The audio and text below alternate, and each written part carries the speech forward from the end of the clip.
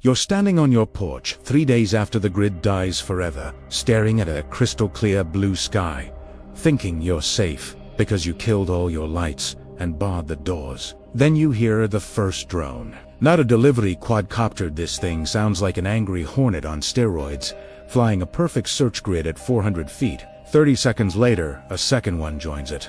They're not military Reapers. They're commercial rigs retrofitted with FLIR and cheap zoom cameras. And whoever flying them just marked your roof for death because of one single color you never thought twice about. That color is bright white. Here's the cold science nobody talks about in the prepper forums. Under full spectrum daylight, a pure white roof reflects 80 to 90% of visible light and shows up on regular RGB cameras. Like a neon billboard screaming people live here. Red clay tiles, they blend into 73% of American suburban backgrounds. Dark gray asphalt shingles, almost invisible from 300 feet up, but that crisp white TPO or PVC roof you paid extra for because it saves on AC bills in summer. Congratulations, you just painted a 2,000 square foot bullseye that's visible from low orbit on a sunny day. The thermal difference is even worse at night. White roofs cool faster than the surrounding terrain, creating a cold spot that glows dark purple on any half-decent FLIR. Dark roofs stay warmer longer and disappear into the background signature. Day 4.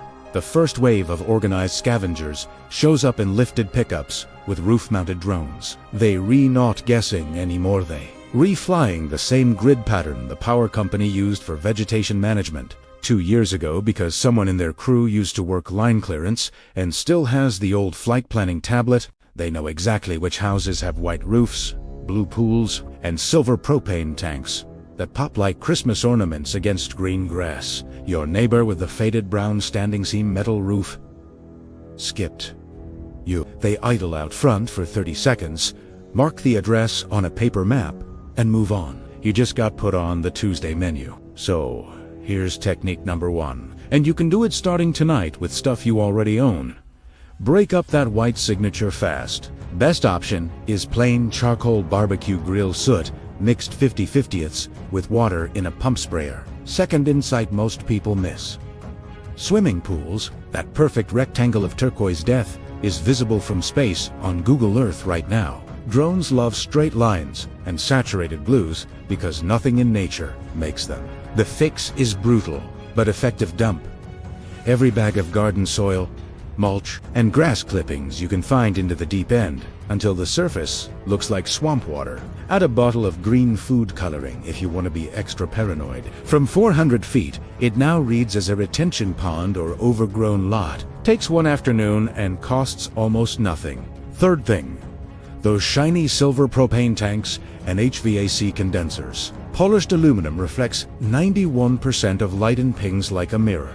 A single can of flat camouflage brown or OD green spray paint, the cheaper the better drops. That too under 15%. Hit the tanks, the condenser fins, the gutters, anything that glints. Do it at night with a red headlamp so you don't create new light signatures while you're retrying to disappear. Fourth move, the lawn itself.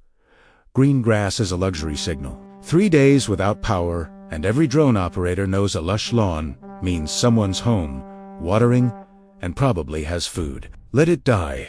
Then, speed up the process by scattering used motor oil or diesel in random patches. Looks like equipment leaks to anyone on the ground. Looks like dead terrain from the air. Harsh, yes. Necessary, absolutely. Fifth technique comes straight out of Fallujah, 2004. Break up the straight lines of your roof, ridge, and eaves with irregular clutter. Old branches, broken patio furniture, random tarps in earth.